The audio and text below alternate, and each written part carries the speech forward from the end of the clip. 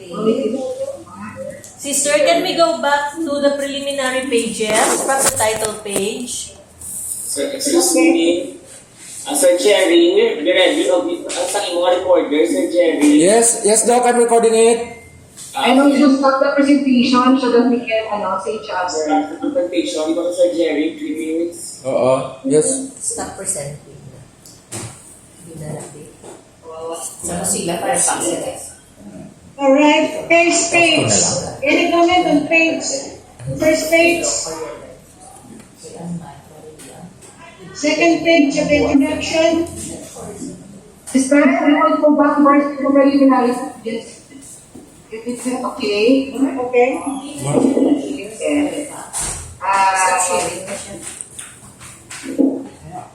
Jerry, can you hear us?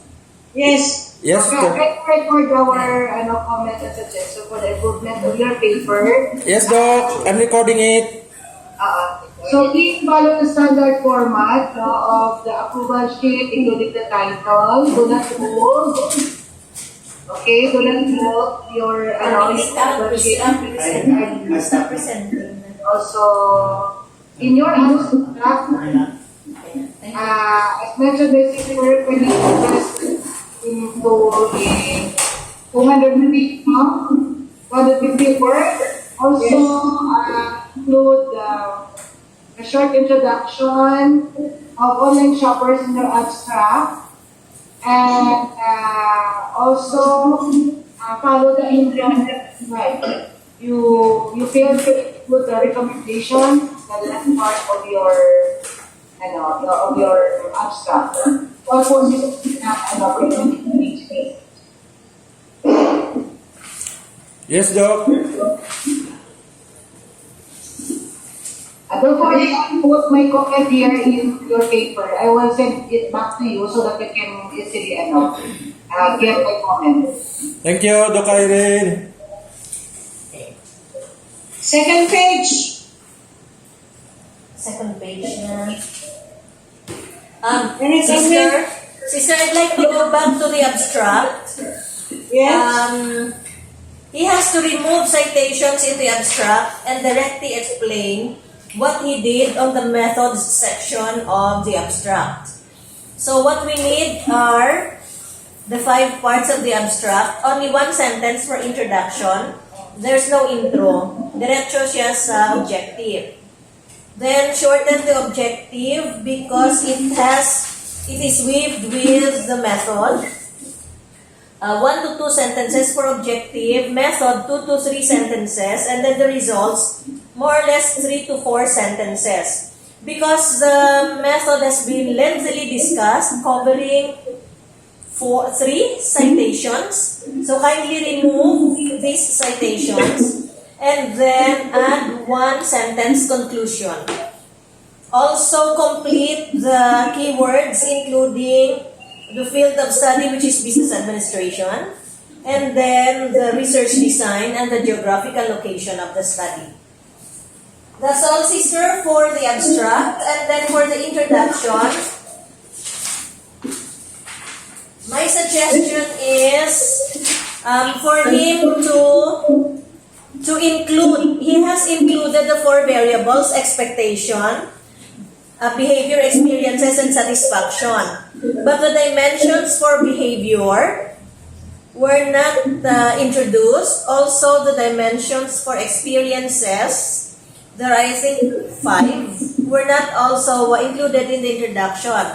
And lastly, for satisfaction, it's a generic discussion. The 3 parts, which are reliability, responsiveness, assurance, and empathy, and tangibility, were not introduced or included in the introduction. Kindly include it. Okay. Sa intro. Very Go ahead. For the introduction, also kindly arrange your discussion of your introduction according to the variables. No? So, ang sequencing that, we're going to arrange that. And then start with expectation, behavior, experiences, and satisfaction. And then also, at the last part of your introduction can be add your motivation, why did you conduct this study? That's all, sister. So, in addition, Doc Bang, Doc Bang. In addition to the introduction, please consider adding the research gap, okay, before the motivation. And when you present your motivation, please do not use the first person. Bala nga yes, I and mine. You refer yourself as the researcher. So, the researcher conducted the study because. So, that would be all for me, sister.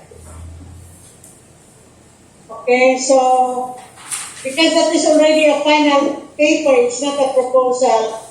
You use the past tense and the third person. Okay, go ahead.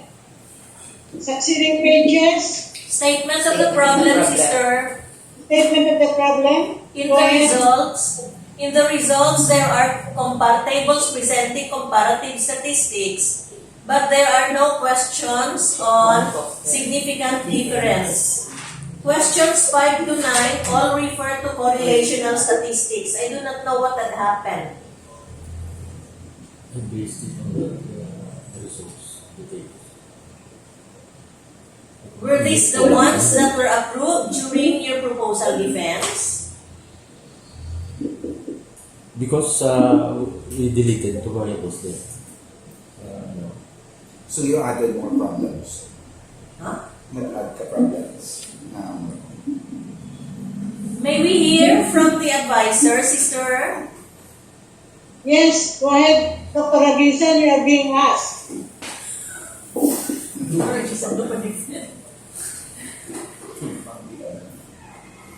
Anything from the advisor, Dr. Agisan? Doc Bang. Wait lang. Wait lang. Nanalo siya. Okay. He has 5 correlational statistics About the questions, correlation. but the results shows comparative statistics. So wala siyang difference questions, pero may comparative statistics in the results. I was asking him what happened. His response is, because we deleted variables, he added questions. Tama, Sir Jerry, ako na siya. Actually, I did not. Ano naman? I just aligned it with the results of. So in-edit. Ang wala sa proposal, ano pinag-prove na problem? Na-computan sa na-computan ko niya siya, Doc, sa comparative. Oo. I think we use non-parametric, Oo. which is look at the email, ako internet. Maniki, si Doc Bang. Training to yan. Si Amina po. DBA na lang siya. And this is a DBA. Miss Carmen, ano po gagawin Miss Carmen? Ang question? Question number 5 is, what is the correlational statistics on the level of online shoppers' expectations and behavior? If you have the soft copy, please take a look at questions 5, 6, 7, 8, and 9 under his statement of the problem. Because I think the problem is a problem by itself. We're having problems with the problem.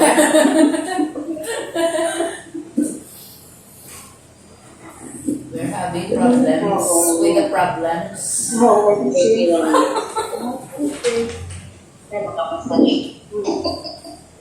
While waiting for the bang, I think Sir Jerry, you have to go back. Ato sa imong pre-oral defense na mga papers, di na to ang gina-approve sa panel na questions na problem. Ang isa Sa algorithm.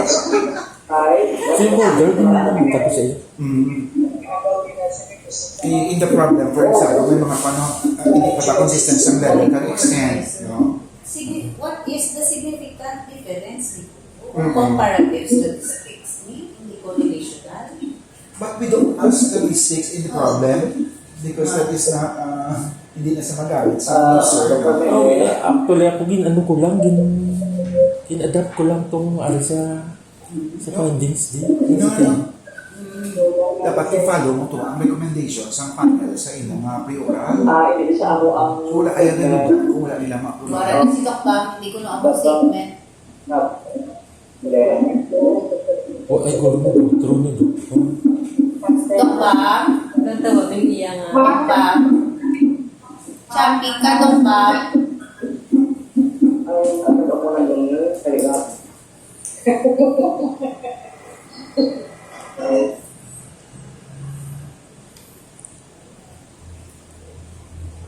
Ano pa yung tama? Nabudaya si Doc Bang, pero isang signal. Sige lang. Doc Bang, my suggestion is balikan na lang to ang paper trail balas ang pre-oral. Kaya I think inisugong na like for example may mga inconsistencies with the question. For example, we're not consistent whether we are like as level or extent, no? So I'd like to suggest, para hindi kayo mabudayan, because I think signal is a problem with you, and also with Sir Jerry here, so that he will not be, his blood sugar will not increase after the defense. So balikan na lang siguro. Kaya for example, ang mga words of, are we going to use the level or extent, no? The consistencies of the sa questionnaire. And also, if I may jump, Kung nakita ko na ang problem sa Doc Menes, nakita ko na in the statement of the problem. Might be in follow niya ang heading Yes. bala, ang heading bala sa mga table. Yes. Oo. Yes ko, no? And niya kulpa, wala ko siya nakita. Na-print na before na napacheck sa akon. No? So, Okay, so change na lang niya. So, please make, Mr. Jerry, please make necessary corrections. Yes, Doc. Okay? oo. Sige lang, kayo na mabalik na po sa 40, no? Group naman ang akon palindira. Kayo na namo ng statement of the problem and with the other parts of the manuscript. Sir Jerry. Yes, Doc. Thank you, Doc. In other words, if it will be still on the 14th, graduation is on the 16th. Therefore, he could not be included in the graduating class. Okay? So the last year, you can join the graduation in another day. saan nakamalita na?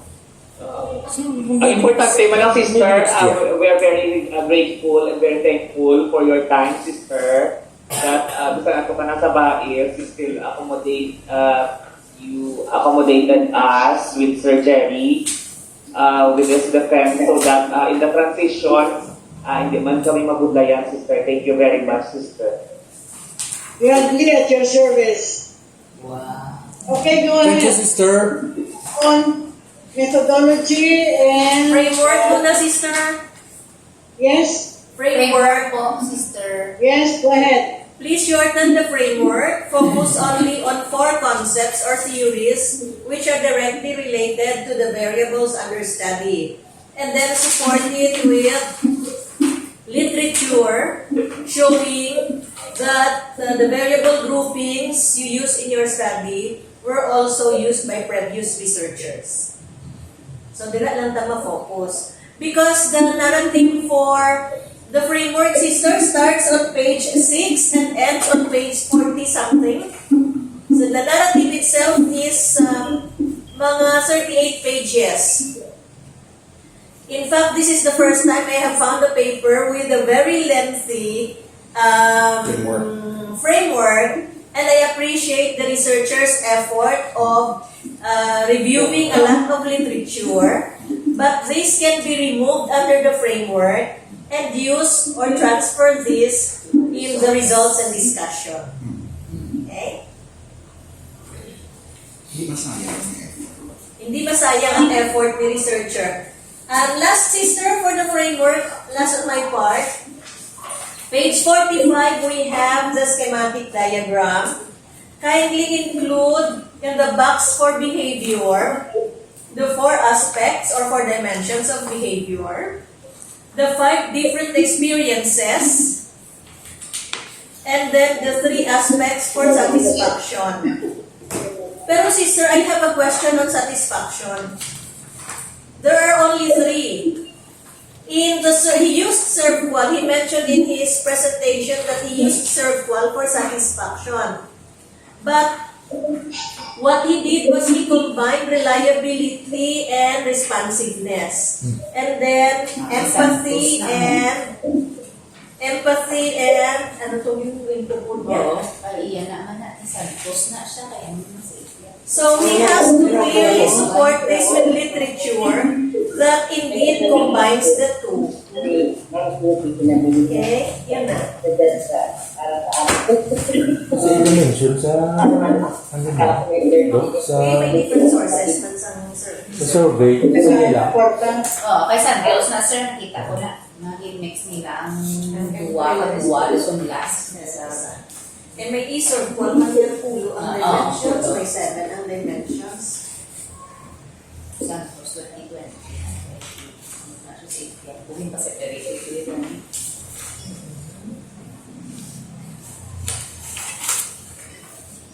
Okay?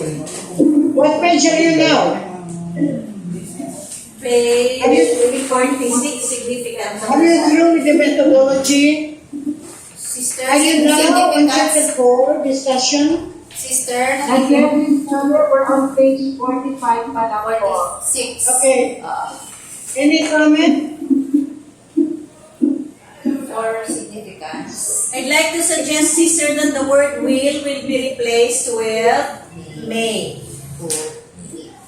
And that's for the significance of the study.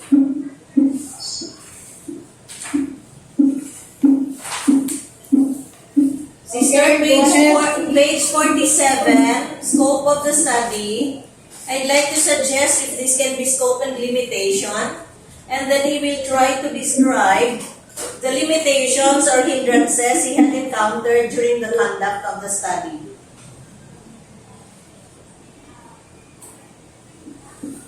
And on the basis of 500 respondents' feedback, i-edit lang because I have seen in some parts of the paper there is 484 and then on the results 384. 384. Okay, so i-change lang. Align the number of respondents na para lalareho sila. Subtract, it's 484 as mentioned by Dr. Rinaldo. In the scope, it's 500. In the results, it's 384. So, use for, correct it, it's 384. 384, ganyan. Okay, thank you. But out of 500, there were only 384 correspondent. Previously, ano lang yung required? Okay, page 49. Any comment? 49 na tayo. By the way, in the definition of terms, sister, I'd like to suggest an introductory statement before he proceeds with the online shopper's expectations definition. Alright. Yes. And also in addition, sister, Yes. with the definition of terms, there are some unnecessary words or these one terms. Please omit that. Okay, focus only on the variables or the dimension that you use in your study. No, there are some words there that you have to remove. Okay, and arrange it according to the degree of importance. Or degree Okay. of appearance. Mr. Biapo, did you know? Take note? Yes, sister, I'm recording it. Okay, 49, 50, 51, 52. Yes, 51. yeah. Chapter 2 na ta, sister, no? page 51. Okay. Oh, There are still future tenses found in this page. Please convert it to past tense. And then please correct the number of respondents. And also the T-test mentioned in population. This will not yet be mentioned here. O kung gigamit mo, wala puro T-test. Dito. Puro na din namin yan. Oo. Oo. Oo. So, i-change lang si T-test. okay. 51, sister. Yes. This is my first time to see the paper of Dr.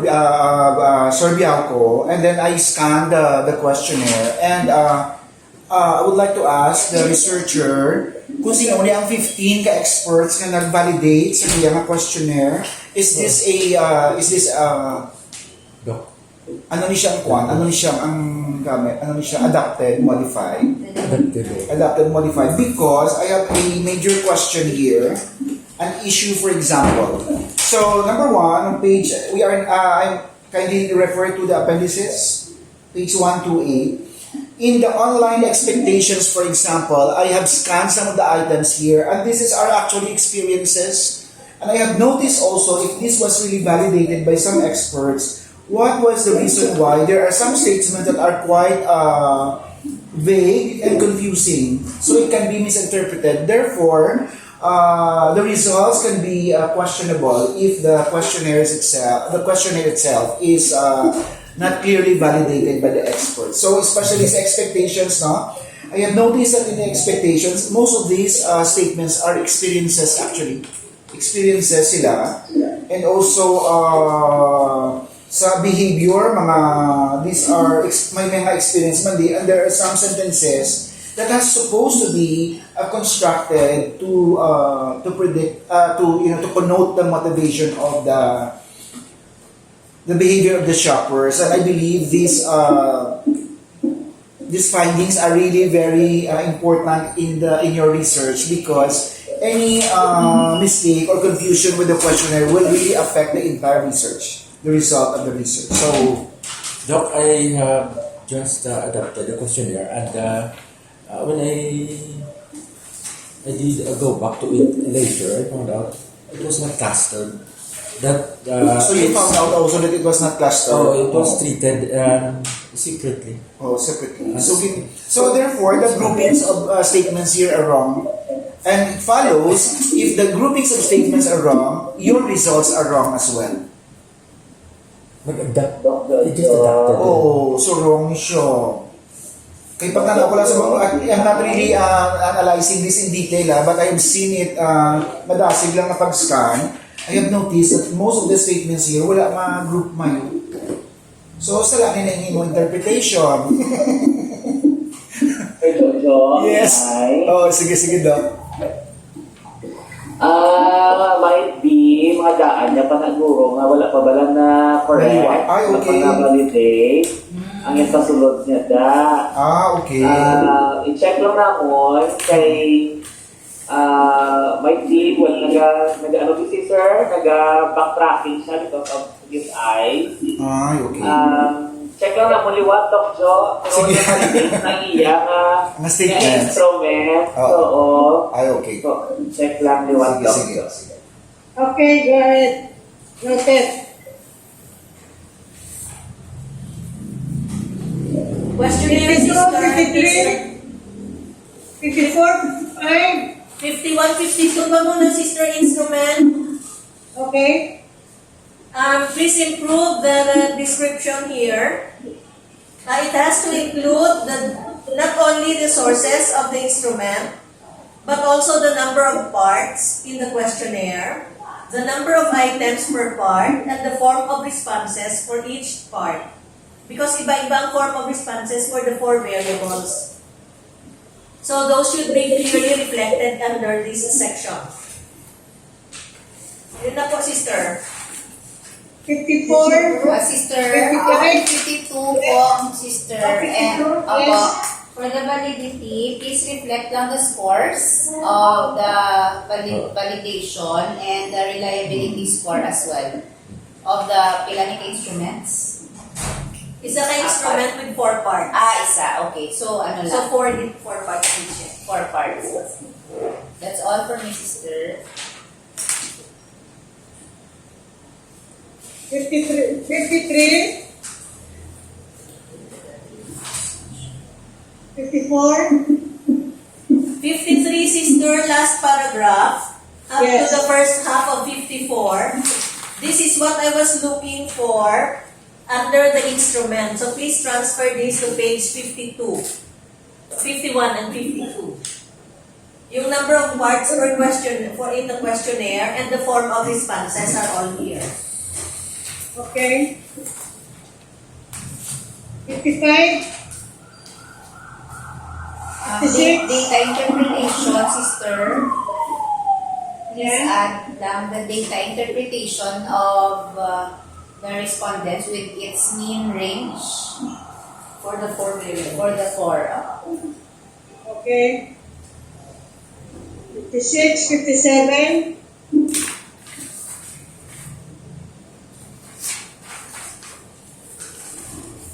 58, 59, So, ilang results na sister? 56 mo. results na.